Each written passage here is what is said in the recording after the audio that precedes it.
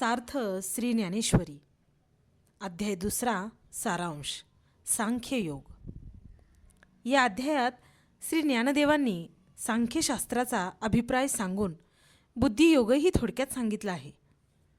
मोहग्रस्त अर्जुनाला भगवान श्रीकृष्णांनी या अध्यायात उपदेश करण्यास सुरुवात केली आहे।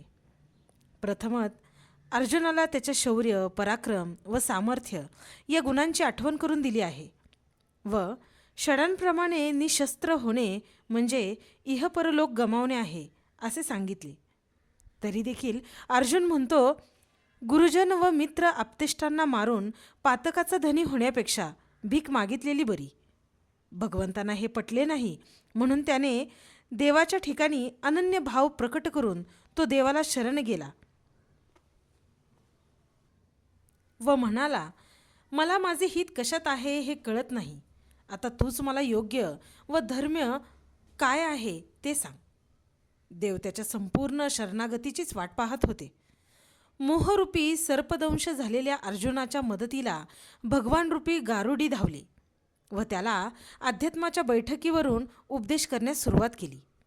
अर्जुनाच्या मी करता या अहंतेच्या भावनेवर प्रहार करून जगच्चालक सर्व शक्तिवान परमेश्वराच्या अव्याहतपणे चालणाऱ्या सृष्टीच्या उत्पत्ती, स्थिती, विनाशाचे दर्शन घडवले आणि सांगितले, अर्जुना, तू भ्रातिवश होऊन देहेंद्रियावर दृष्टी ठेवली आहेस म्हणून तुला जन्ममृत्यू दिसतात, पण जे याच्या तराड्यावातून सुटतात त्यांना फक्त एक आत्माच दिसतो। ज्ञानी व संत सज्जन विवेकाची कास धरून देहादी उपाधी व शाश्वत सर्वव्यापी जन्म मरणरहित चैतन्याची ओळख करून घेतात। शस्त्राने शरीराचा नाश होतो, चैतन्याचा नाश कोणत्याही शस्त्रास्त्राने होत नाही। शरीर नश्वर व आत्मा अमर आहे। शरीर जीर्ण झाले की आत्मा ते टाकून देतो। चैतन्याच्या ठिकाणी अनेक देह जातात व येतात। सृष्टीची घडामोड मायेमुळे दिसते। येथे भगवंतांनी अविनाशी आत्मा व नाशिवंत परंतु पुनर्जन्माला येणारा देह याचा विचार स्पष्टपणे सांगितला व पुढे क्षत्रियांचा धर्म विशद केला। करुणा, दया हे ब्राह्मणांचे गुण युद्धाचे वेळी क्षत्रियांनी अंगीकारले तर त्यांचा संपूर्ण नाश होईल। शस्त्र संन्यासामुळे अपकीर्ती व अधर्म वाट्याला येईल। युद्धात मृत्यू आला तर स्वर्ग मिळेल आणि जय मिळाला तर राज्य। म्हणून जय अथवा पराजय मिळो त्यात तुझे कल्याणच आहे। समत्व बुद्धी ठेवून धर्मयुद्धाला प्रवृत्त हो, त्यात पाप मुळीच लागणार नाही। येथपर्यंत सांख्यस्थिती सांगून पुढे भगवंत निष्काम कर्मयोग सांगतात।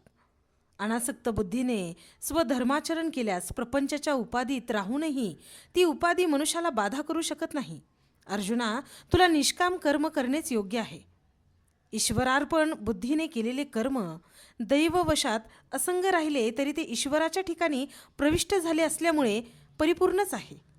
अशा बुद्धीने कर्म करणे हे योगाचे सार आहे।